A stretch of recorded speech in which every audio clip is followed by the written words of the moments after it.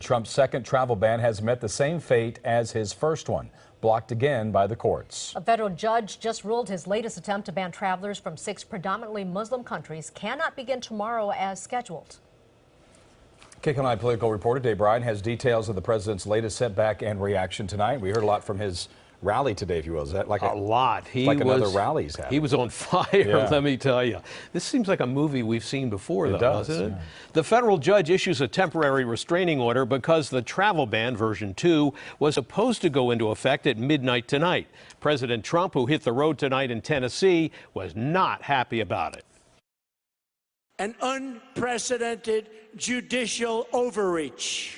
An angry President Donald Trump vented his frustration before a cheering crowd of his supporters at a rally in Nashville, Tennessee, after he was informed that his travel ban had been shot down again, ridiculing the judge and vowing to fight the ruling all the way to the top of the court system. A judge has just blocked our executive order on travel and refugees coming into our country from certain countries. You don't think this was done by a judge for political reasons, do you? No. This ruling makes us look weak. Hawaii's Attorney General, who brought the lawsuit against the travel ban executive order, says this is not about weakness. I disagree with the statement respectfully. But I think actually what you're seeing right now is the system working, and we respected their arguments. We just disagreed. We're going to fight this terrible ruling.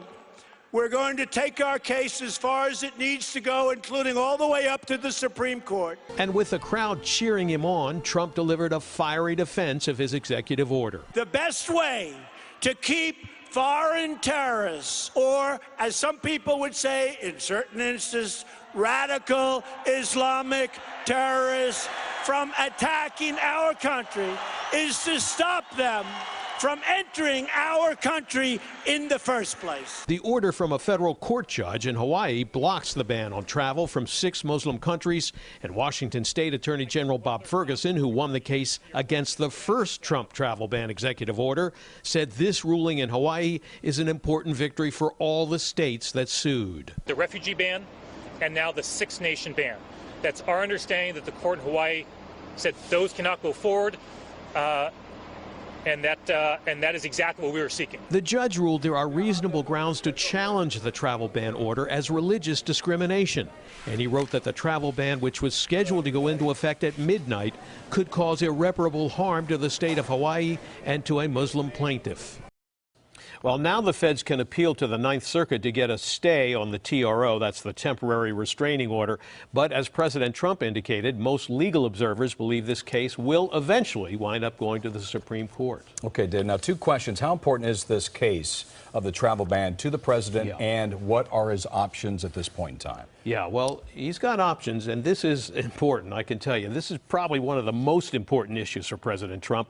I would say outside of bringing jobs back to America, making the country safe from terrorism, is probably the second most important piece of his agenda. The Hawaii Attorney General says the federal government made significant changes in this version of the travel ban in terms of protecting people holding green cards and others. But he said what they didn't change was the ban on people from 6 Muslim countries, other than dropping Iraq off the list.